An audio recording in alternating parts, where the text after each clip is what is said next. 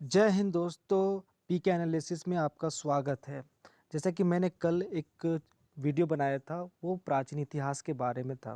प्राचीन इतिहास का उसमें से हमने बताया था पिछले वीडियो में कि जो भारत में जो इसका नामकरण कैसे हुआ और उनके जो पुरातत्व जो अवशेष है, उसके थ्रू हमारा जो भारत में उसकी जो जानकारी मिलती है, उसके बारे में हमने कल बताया। फिर उसके बारे में जो ऐतिहासिक जो ग्रंथ है, जैसे ऋग्वेद हो गया, पुराण हो गए, अरण्यक हो गए, उसके बारे में हमने कल जानकारी दिया था। आज हम सेशन को आगे बढ़ाते हुए मैं आपको एक विशेष जानकारी देना चाहता हूं और आज का चैप्टर है विदेशी यात्रियों का विवरण है। आज जो है विदेशी यात्रियों का विवरण के बारे में आज मैं आपको बताना। तो विदेशी यात्रियों का विवरण इसके मतलब हम ये समझते हैं कि जो भी इस देश से यानी कि दूसरे देश से जो यह भारत आए और यहाँ के संस्कृति को, यहाँ को जाने, यहाँ के जितने भी वो अपने ही पुस्तक में जो यहाँ की जानकारी को बताएं, तो वो हम उस काल का जानकारी हमें उसमें मिलती है। तो हम एक एक करके देखेंगे कि विदेशी यात्रियों का विवरण हम इसको चार भाग में बांटते हैं। सबसे पहले किनको, यूनानी, जो ग्रीक लोग आए उसको हम रोमन लेखक के बारे में बोलते हैं। चीनी लेखक हो गए, अरबी लेखक हो गए और अन्य लेखक। तो हम एक एक करके हम सभी लेखकों के बारे में जानकारी को लेते हैं। तो हम विदेशी यात्रियों का विवरण में सबसे पहले हम देखें यूनानी। यूनानी यानी कि बोल सकते हैं रोमन लेखक, ग्रीक रोमन जो राइटर होते हैं उनको हम बोलते थे। इसमें से सबसे प्रमुख जो है था टेसियस था टेसियस था, हेरोडोटस था, मेगास्थनीज था और डायमेकस था। तो कहने का मतलब है कि इसमें ज़्यादा इम्पोर्टेंट जो है टीसियस था, हेरोडोटस था, मेगास्थनीज था और डायमेकस था। तो सबसे पहले हम देखते हैं कि टीसियस के बारे में जानकारी। तो टीसियस जो था कि वो उन्होंने क्या किया, हम उसके बारे में जानते हैं। वो यह ईरान का राजवेद था। ईरान का राजवेद था। आप देख सकते हैं कि वो ईरान का राजवेद था। यह भारत के संबंध में इसका विवरण जो है आश्चर्यजनक कहानियों से परिपूर्ण होने के कारण ये अविश्वसनीय है। कहने का मतलब है ये हमेशा इनके जो पुस्तक में लिखी गई उसमें जो आश्चर्यजनक कहानियों का विवरण है, उससे पता चलता है ये मतलब जो विश्वसनीय नहीं है। तो ये इसके बारे में हम जानते हैं। उसके बाद हम देखते हैं हेरोडोटस के बारे में जानते हैं। हेरोडोटस जो था, इन्हीं को हम क्या बोलते हैं, इतिहास का पिता बोलते हैं। मोस्ट इंपॉर्टेंट क्वेश्चन जो पूछता है कि जो इतिहास का पिता हम किसे बोलते हैं, तो हेरोडोटस को इतिहास का पिता बोला जाता है। इनकी एक पुस्तक का जो नाम है, इसका नाम है हिस्टोरिका। हिस्टोरिका जो पूछता है कि हिस्टोरिका पुस्तक जो है किसके द्वारा लिखा गया है, तो हम बोलेंगे हेरोडोटस के द्वारा लिखा गया है। हम आगे आते हैं। अब मेगास्थनीज के बारे में आपको बता दें कि मेगास्थनीज जो है किसके राजदूत थे, तो वो सेल्यूकस निकेटर का राजदूत था। पूछता है क्वेश्चन कि मेगास्थनीज जो है किसके राजदूत थे, तो सेल्यूकस निकेटर के राजदूत थे। और मेगास्थनीज जो है वो किसके दरबार में आए थे, तो चंद्रगुप्त मौर्य के दरबार में आए थे। और इनकी जो दोबारा जो पुस्तक लिखी गई उसका नाम इंडिका है। कहने का मतलब है ये जो सबसे इम्पोर्टेंट पॉइंट है कि मेगास्थनी का जो पुस्तक का नाम है इंडिका। और इंडिका जो है उसमें क्या चीज़ की जानकारी मिलती है, तो मौर्य कालीन व्यवस्था की जानकारी मिलती है। यानी कि जो मौर्य काल में जो मौर्य काल जो था उसमें क्या व्यवस्था था, इनके इसकी इंडिका पुस्तक में इसका उल्लेख किया गया है। वो मेगास्थनीज का पुस्तक के नाम है इंडिका। अब हम और इम्पोर्टेंट जैसे देखते हैं। अब हम डायमेकस के बातें हैं कि एक ऐसा जो डायमेकस एक ऐसा मतलब आत्री था। उस वो मतलब बोले किसका राजदूत था, वो सीरिया नरेश एंटियोकस का राजदूत था। और वो किसके दरबार में आया था, तो वो बिंदुसार के दरबार में आया था। इसका इंपॉर्टेंट दो पॉइंट है। डायोनिसियस की बात करते हैं, या जो था वो किसका राजदूत था, वो मिस्र नरेश टॉलमी फिलेडेफल फिलेडेल्फस का वो उसका राजदूत था। और ये अशोक के दरबार में आया था। बहुत इंपॉर्टेंट है। अशोक हम महान सम्राट, महान अशोक बोलते हैं। तो इनके दरबार में आया था कौन, डायोनिसियस आया था। और टॉलमी की बात बताएं, तो टॉलमी जो है दूसरी शताब्दी में भारत का भूगोल नामक पुस्तक, इसके जो भारत का भूगोल, एक पुस्तक का नाम है भारत का भूगोल। इसका पुस्तक का लेखक हम बोलते हैं किसको, टॉलमी को बोलते हैं। फिर प्लेनी को बोलते हैं। प्लेनी जो है इसकी पुस्तक जो मोस्ट इंपॉर्टेंट पूछता है क्वेश्चन कि नेचुरल हिस्ट्री जो है किसकी पुस्तक है, तो प्लेनी की है। इसमें किस चीज़ की जानकारी मिलती है, तो भारतीय जो वनस्पति और जीवों की जानकारी जो मिलती है प्लेनी के द्वारा लिखी गई पुस्तक, जिसका नाम है नेचुरल हिस्ट्री नाम है। हम इसी के बाद हम आगे आते हैं। एक मोस्ट ये मतलब पुस्तक है जिसका नाम है पेरी पेरिप्लस ऑफ द इरिथियन सी है। इसके लेखक अभी तक पता नहीं चल रहा है, इसी अज्ञात, इनका जो है अज्ञात है। और ये इसकी जो कहने का मतलब है, ये जो हमको जानकारी मिलती है किस समय का, यानी कि 80 एडी का ईस्वी में के समय भारतीय बंदरगाहों की जानकारी इसमें मिलती है। किसमें? पेरिप्लस ऑफ द इरिथियन सी में मिलता है। इसकी कौन इसका लेखक है, अभी तक इसकी जानकारी नहीं मिली है। आगे हम देखते हैं कि सिकंदर के साथ आने वाले जो है लेखक जो है, उसमें से नियाकस था, एनिसिक्रेटस था, एस्ट्रीबुलस था, कि विवरण अधिक प्रामाणिक एवं विश्वसनीय है। जो सिकंदर के समय, सिकंदर के साथ आने के सिकंदर के साथ आने वाले जो लेखक है, निरियाकस था, एन एनिस्ट्रीबुलस था और अस्ट्रियोबुलस था। आन आनेसिक्रेटस और एस्ट्रीबुलस, ये जो तीन जो इसके साथ जो लेखक आए थे, इनके द्वारा जो भी पुस्तक लिखे वो बहुत अधिकतर प्रमाणित है और विश्वसनीय है। अब हम एक एक करके देखेंगे कि चीनी लेखक के बारे में देखते हैं। हमने तो अभी अरबी लेखक के बारे में देख ही लिया। अब हम चीनी लेखक के बारे में, चीनी लेखक में तीन इंपॉर्टेंट लेखक आते हैं। एक है फाहियान, दूसरा है दूसरा है संयुगन और हेवेनसांग है। अब हम एक एक करके देखेंगे तीनों जो यात्री आए थे उसका क्या यानी कि विशेषता है, उसके हम एक एक चीज़ को हम बताने का प्रयास करेंगे। हमें उम्मीद है कि आप इस चीज़ को समझते होंगे। सबसे पहले हम देखेंगे फाहियान की बातें। तो फाहियान जो था, फाहियान जो है वो किसके दरबार में, सबसे पहले जो जो गुप्त राजा था जिसका चंद्रगुप्त द्वितीय था, उसके दरबार में ये फाहियान आए थे। ठीक है। और इन्होंने क्या किया कि इसकी जो पुस्तक में जो उल्लेख मिलता है, बौद्ध राज्य जो राज्यों का अभिलेख मिलता है। कहने का मतलब है कि जो इसकी जो पुस्तक है, ठीक है, इसकी जो पुस्तक है बौद्ध राजाओं का मिलता है, इसमें अभिलेख मिलता है। फिर इसकी बोलते हैं जानकारी गुप्त काल, विशेषकर मध्य प्रदेश की समाज और संस्कृति के इसकी जानकारी मिलता है। ठीक है। तो हम जिससे कहने का मतलब है कि फाहियान के द्वारा जो फ्यूगी जो है, इसका जो पुस्तक है उसमें क्या है, बौद्ध राज्यों और इसका जो उल्लेख बुद्ध जो है ना, बुद्ध राज्यों का अभिलेख में मिलता है। और उसमें जानकारी इस बात की मिलती है कि गुप्त काल में विशेषकर मध्य प्रदेश का जो समाज था, उसकी संस्कृति कैसी थी, उसके बारे में उल्लेख मिलता है। किसके द्वारा लिखा गया है ये पुस्तक? ये लिखा गया है फाहियान द्वारा। कौन सा पुस्तक? पुस्तक का नाम क्या है? फ्यूगी। ठीक है। अब हम उसमें जो फ्यूगी लिखा गया है उसमें क्या है कि मध्य प्रदेश की जनता को खुशी और समृद्धि बताया है। कौन बताए? फाहियान बताए हैं कि उसमें जो हम अभी भी बोले कि उस पुस्तक में जो है गुप्त काल का, खास करके मध्य प्रदेश के समाज की संस्कृति का उल्लेख किया है। मध्य प्रदेश की जनता को बताया है कि वहाँ उस समय, उसके काल में, चंद्रगुप्त द्वितीय के काल में अधिक खुशी और समृद्ध बताया कि उसमें बहुत ही समृद्ध था। अब हम आते हैं संयुगन के बात बताएं। ये भी एक चीनी यात्री था। संयुगन को, ये इसका जो है, इसका जो समय की बात करते हैं तो वो है समय 518 के समय भारत आए थे। इन्होंने क्या किया कि 3 वर्ष के यात्रा में बौद्ध धर्म की प्राप्ति को एकत्रित किया। कहने का मतलब जो बौद्ध धर्म की जो यहाँ के ज्ञान है उसको प्राप्ति किए। 3 वर्ष के दौरान में इन्होंने यहाँ के प्राप्ति किए, बहुत सारे ज्ञान को अर्जित भी किया। उसके बाद इसका इतना ही इम्पोर्टेंट आता है, बस इतना इम्पोर्टेंट है कि 518 में ये वो यहाँ पे आए थे। एक चीनी यात्री था जिनका नाम है संयुगन। मोस्ट इम्पॉर्टेंट जो लेखक है चीनी यात्री के तरफ उसको एक है हेनसांग। हेनसांग जो था, इसका कार्यकाल 629 ईस्वी से 645 ईस्वी। जब वो 629 ईस्वी से जब चीन से चला और भारत तक पहुंचने में उसको 1 वर्ष लगा, यानी कि 630 यानी कि 15 साल हमारे भारतवर्ष में रहे। और ये उस समय किसका शासन था, किसका शासन काल था? तो उस समय यहाँ पे हर्षवर्धन की काल था। 15 वर्ष तक।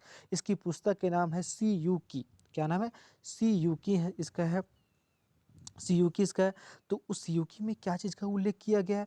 तो सीयूकी में हर्षकालीन व्यवस्था की उल्लेख किया गया कि हर्षकालीन जो था उस समय यहाँ की राजनीतिक व्यवस्था किस थी, यहाँ की जो आर्थिक व्यवस्था, नाप जो बाजार का व्यवस्था किस थी, व्यापार करने का व्यवस्था क्या थी, यहाँ की सामाजिक व्यवस्था क्या थी, उसके बारे में इसमें चर्चा की गई है। और इसकी जो पुस्तक है उसमें से 138 देशों का वर्णन भी मिलता है। इसमें जो जो सियुकी जो है हेनसांग के द्वारा जो लिखी गई पुस्तक है उसमें 138 देशों का विवरण भी मिलता है। विशेषकर बिहार में स्थित जो नालंदा विश्वविद्यालय में अध्ययन और अध्यापन का कार्य भी किया था। इसका एक विशेषता ये भी है हेनसांग का कि उन्होंने नालंदा जो विश्वविद्यालय यहाँ पे उन्होंने पढ़ाई भी की और यहाँ पे उन्होंने पढ़ाने का भी कार्य किया। और इसके काल में जो वहाँ का जो जो पति थे उसका नाम था आचार्य शिलभद्र। क्या नाम था? आचार्य शिलभद्र। मोस्ट इंपॉर्टेंट क्वेश्चन है। अब हम आते हैं इत्सिंग। इत्सिंग जो है सातवीं शताब्दी के अंत में भारत में आया था। ये भी एक चीनी यात्री जो था और ये अनुवादक भी था। चीनी यात्री था और अनुवादक भी था, ट्रांसलेट करता था।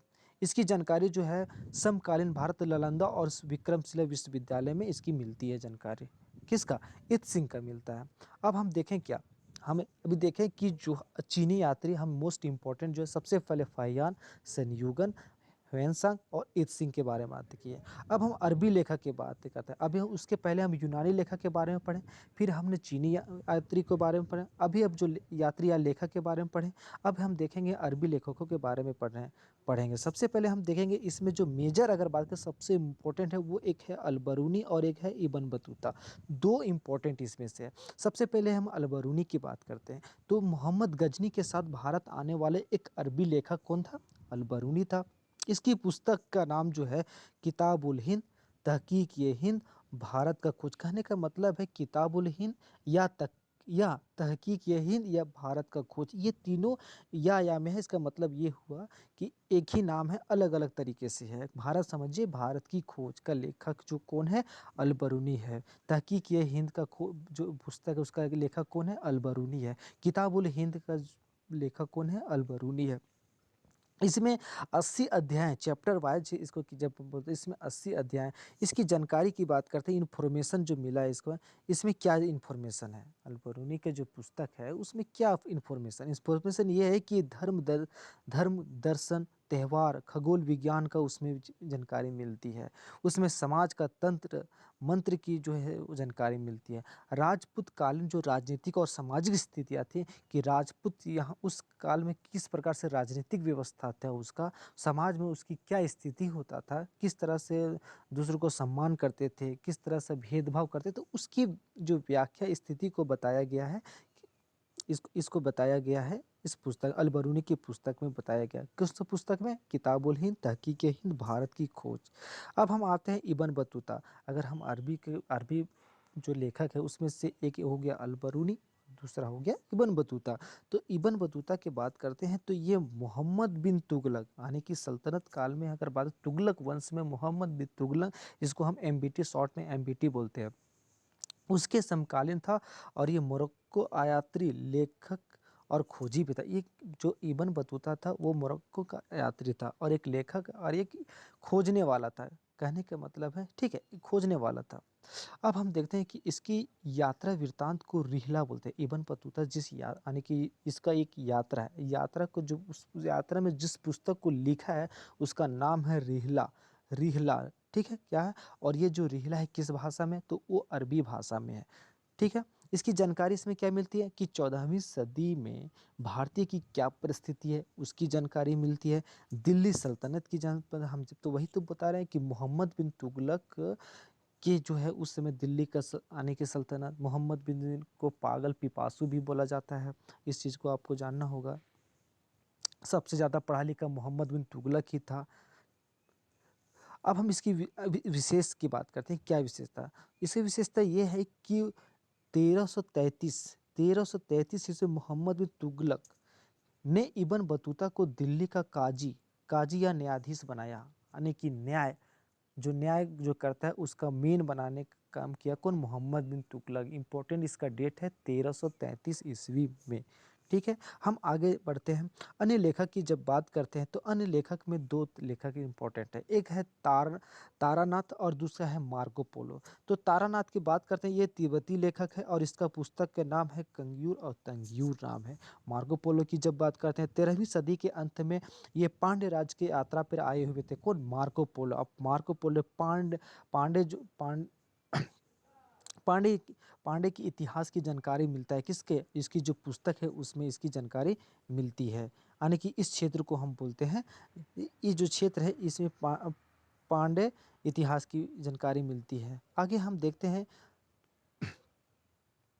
पुरातात्विक जो संबंधित स्रोत की बात करते हैं कि भारत के जो प्राचीन इतिहास को जानने के लिए हमें पुरातात्विक से भी हम इतिहास को जानने का प्रयास करते हैं। जैसे कि मान लीजिए हड़प्पा की बात करते हैं, तो हड़प्पा में जो खुदाई के दौरान जो चीज़ मिली है, इससे हमें पता चलता है कि पिच आने की उस समय यानी कि इतिहास की बात है, यानी कि उतना उतनी समय पहले इस तरह से हमारा होता था, इस तरह से रोड हुआ करती थी वहाँ पे। यानी उस समय भी भोजन के लिए जौ चावल गेहूं का उपज होता था, हल होती थी। तो उसकी जानकारी हमको कैसे मिला? पुरातात्विक स्रोत से मिलता है। और पुरातात्विक स्रोत जो होता है वो तीन, पुरातात्विक जो स्रोत होता है वो क्या है? सबसे पहले शिलालेख हो गया, ठीक है, शिलालेख हो गया, फिर हो गया स्तंभ लेख हो गया, और सिक्के हो गया। कहने का मतलब ये हुआ, अभिलेख का मतलब ये हुआ कि कोई भी पत्थर के टाइप से कुछ भी हो और उसमें लिखा गया है उस समय का डेट, उस समय की जानकारी उसमें लिखा है, तो वो जो पत्थर पे शिल अभिलेख, उसको अभिलेख। स्तंभ क्या हुआ? मान लीजिए किसी भी स्तंभ के रूप में किसी पिलर हो गया, तो वो उस पे पूरी तरह से अगर लिखवाया जाता है पिलर मेरा पिलर के रूप में, तो उसको स्तंभ लिखा हुआ है। सिक्के की बात करते हैं तो हमें पता चलता है कि हड़प्पा कालीन जो सिक्का होता था उसमें जो एक सिंगी जो होता था उसका मुहर, यानी कि वो हड़प्पा कालीन से संबंधित होता है। आप हम इतिहास में बहुत सारे देखे होंगे, समुद्रगुप्त के बारे में बोलते हैं, वो बीना बजाते हुए उसका जो सिक्का आता था। तो कहने का मतलब है कि हर काल में अलग अलग सिक्के, और उस सिक्का से पता चलता है, जैसे कि हम बोलेंगे समुद्रगुप्त जो था वो बीना बजाता था, कहने का मतलब ये हुआ कि वो संगीत प्रेमी था। तो इससे भी हमें एक जानकारी मिलती है, ठीक है। और हम शिलालेख के जो अध्ययन होता है उसको हम इपिग्राफी कहते हैं। ये जो मोस्ट इंपॉर्टेंट है आपके एग्जाम के पॉइंट ऑफ व्यू से। अब हम आगे आते हैं तो महत्वपूर्ण अभिलेख और स्तंभ लेख की बात करते हैं, और जो ये बहुत ही इंपॉर्टेंट आपका है। अब इसको देखिए, सबसे पहले अभिलेख आता है हाथी गुफा अभिलेख आता है, ठीक है। हाथी गुफा अभिलेख जो है वो किस शासक से रिलेट करता है, यानी संबंधित है? तो कलिंग राज खारवेल से संबंधित है। और इसमें भारतवर्ष का जिक्र किया गया है। भारतवर्ष का जिक्र किस में किया गया है? ये इंपॉर्टेंट जानकारी है, बहुत इंपॉर्टेंट है। वो हाथी गुफा अभिलेख से हाथी गुफा अभिलेख में किया गया है। और ये किस राजा से? कलिंग राज खारवेल से है। अब है जूनागढ़ या गिरनार अभिलेख बोलते हैं, ये किस राजा से है? तो रुद्रदामन से है। नासिक अभिलेख शासक इसमें कौन है? गौतमी बलश्री है। प्रयाग स्तंभ लेख जो है वो समुद्रगुप्त से है। एहोल जो अभिलेख है पुलकेशिन द्वितीय से है। और मंदसौर अभिलेख जो है वो मालवा नरेश यशोवर्मन से है। अब मालवा नरेश यशोवर्मन से है, इसमें क्या है कि इसकी जो जानकारी है वो उसमें रेशम बुनकरों की श्रेणी की जो जानकारी मिलती है मंदसौर अभिलेख में, और किस राजा से संबंधित है? मालवा नरेश वर्मन से संबंधित है। तो मैं एक बार और रिवीजन कर देता हूँ।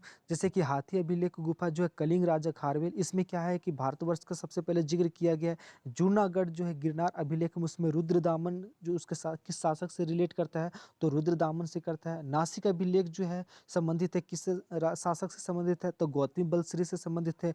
प्रयाग स्तंभ जो लेख है वो किस शासक से संबंधित है? तो वो समुद्रगुप्त से संबंधित है।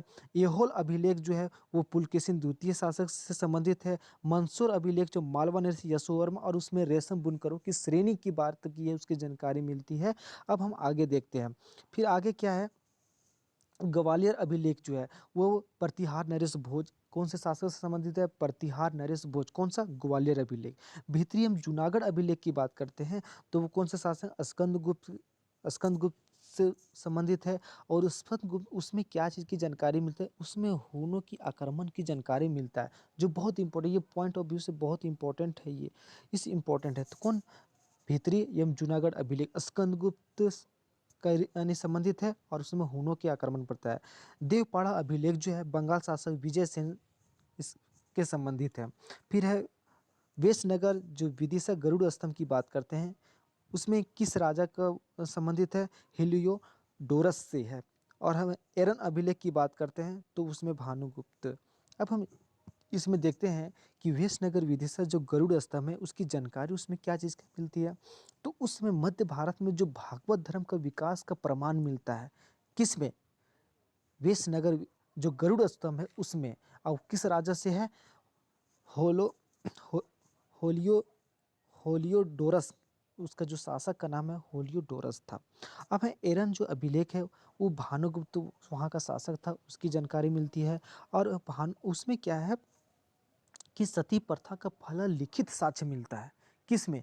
एरन अभिलेख। बहुत इंपॉर्टेंट है क्वेश्चन कि किस अभिलेख में सती प्रथा का जो है लिखित साक्ष्य मिला है, तो एरन अभिलेख में। वो किस शासक से संबंधित है? तो भानुगुप्त से संबंधित है। अब हम आगे देखते हैं कि एशिया माइनर जो है बोगाज कोई जो अभिलेख है, इस ये अभी तक किसी शासक के बारे में तो पता है, लेकिन इम्पोर्टेंट इसमें ये है जानकारी इससे में क्या मिली है, ये जो है 1400 BC की बात है, उस समय के ये अभिलेख है। लेकिन कहने का मतलब है कि अभी इसका जो उसमें क्या चीज़ की जानकारी में, तो वैदिक जो है, वैदिक देवता जैसे कि मित्र हो गया, वरुण, इंद्र और नादसे का उल्लेख मिलता है। किसमें? एशिया माइनर बोगाज कोई में है। तो एक बार और इसको रिवीजन के रूप में देखें। ग्वालियर अभिलेख किस राजा से है? प्रतिहार नरेश भोज से। भित्रम जूनागढ़ अभिलेख की बात स्कंदगुप्त से है, उसमें हुनों का आक्रमण के जब जानकारी मिलता है। देवपाड़ा जो अभिलेख है वो बंगाल शासन विजय सेन की से उसका संबंधित है। अब वेशनगर विदिशा गरुड़ जो स्तंभ है वो किस राजा से संबंधित है? हेलियोडोरस से है। और उसमें जो है भगवत धर्म, मध्यकालीन में भगवत धर्म को किस तरह से विकास होने का प्रमाण मिलता है, उसमें मिलता है, यानी कि वेशनगर विदिशा मिलता है। फिर है एरन अभिलेख जो है भानुगुप्त से संबंधित है, उसमें सती प्रथा का साक्ष्य भी मिला है। और एशिया माइनर बोगाज कोई जो अभिलेख है उसमें वैदिक देवता वरुण, मित्र, वरुण, इंद्र और नादसे का उल्लेख मिलता है। जैसे इस प्रकार से देखिए, ये जो हमारा पुरातात्विक से जो मिला हुआ है उससे हमको जानकारी मिलती है। आप इसको देख सकते हैं, ये सब इम्पोर्टेंट है, आप उसको देख सकते हैं। आगे हम देखते हैं सिक्के एवं अन्य। सिक्के से हमें किस तरह से जानकारी मिलती है उसके बात को करते हैं। सबसे पहले प्राचीनतम जो सिक्के को होते हैं उसको हम आहर्त सिक्के बोलते थे। यहाँ सिक्के में कौन कौन सा, जैसे कि कसारपन आता था, पंचमार्क सिक्के आते थे, ये इंपॉर्टेंट है, ठीक है। और ये क्या होता था कि धातु के टुकड़े के विशेष पर ठप्पा लगाकर, आप यहाँ पे देख सकते हैं, आपको दिखाते हैं कि जैसे देखिए एक धातु बनी है, उस पर किसी तरह के ऊपर से इसमें मोहर मार दिया गया, इस पे मोहर मारने का काम कर दिया, इस तरह से इसका मोहर लगा दिया। तो मोहर लगने के बाद ये पता चलता है कि वो किस शासक का सिक्का है और किस समय का सिक्का है, उसमें क्या चीज़ की जानकारी, जिस चीज़ का मोहर उससे हमको जानकारी मिलती है। आगे हमें देखते हैं कि सर्वप्रथम सिक्कों का जो लेख जो है, लिखने का जो है, यवन शासकों द्वारा किया गया था, यवन शासकों द्वारा किया गया था। और समुद्र, देखिए अभी हमने बताया कि समुद्रगुप्त जो बीना बजाती हुई मुद्रा वाले सिक्के हैं उसमें संगीत प्रेमी होने का क्या है, यानी कि प्रमाण मिलता है। तो अगर मान लीजिए समुद्रगुप्त के समय के जो सिक्के होते थे उसमें क्या किया गया, जो बीना बजाती हुई उसका मुहर मार दिया गया। तो हमें इससे पता ये चला कि समुद्रगुप्त है उस समय संगीत प्रेमी हुआ करते थे, हुआ अन्य होते थे। तो हमें सिक्के से भी जानकारी मिलती है। फिर है अरिकमेडु जो पुदुचेरी के जो निकट है उसमें रोमन सिक्के मिले हैं। इसका मतलब ये हुआ कि भारत में जो व्यापार होता था रोमन, यानी कि जो एशिया, जो मध्य एशिया की बात करते हैं उस क्षेत्र से भी हमारे यहाँ पे आने की व्यापार हुआ करता था। तो वो सिक्के यहाँ मिले, इससे हमें पता चला कि यहाँ भी व्यापार होता था, यहाँ से वहाँ और वहाँ से यहाँ होता था। सबसे पहले अगर हम बात करते हैं भारत में वर्मा, वर्मा जो है उसको स्वर्ण भूमि, वर्तमान में अभी जो म्यांमार है उसी को बर्मा बोला जाता है। मलाया स्वर्णद्वीप जो है कंबोडिया, कंबोज, जावा, यवद्वीप उस समय स्थापित हुआ। तो उस समय की स्थिति है, ये पैसिफिक ओशियन है, ये सब जो क्षेत्र है जो होता था उस समय यहाँ भारत और यहाँ पे क्या होता था, व्यापार होता था, ठीक है, व्यापार होता था। तो धन्यवाद दोस्तों। आपको इस वीडियो से अगर बढ़िया, अगर आपको इस चीज़ को समझ में आया होगा तो आप इसे लाइक करें, सब्सक्राइब करें और शेयर भी करें। और आप इसमें जो नोट बेल आइकन को भी दबाएं ताकि जब भी मैं नया वीडियो को आपके समझ प्रस्तुत करूं तो आपको सबसे पहले ये वीडियो आपको मिले। धन्यवाद। जय हिंद।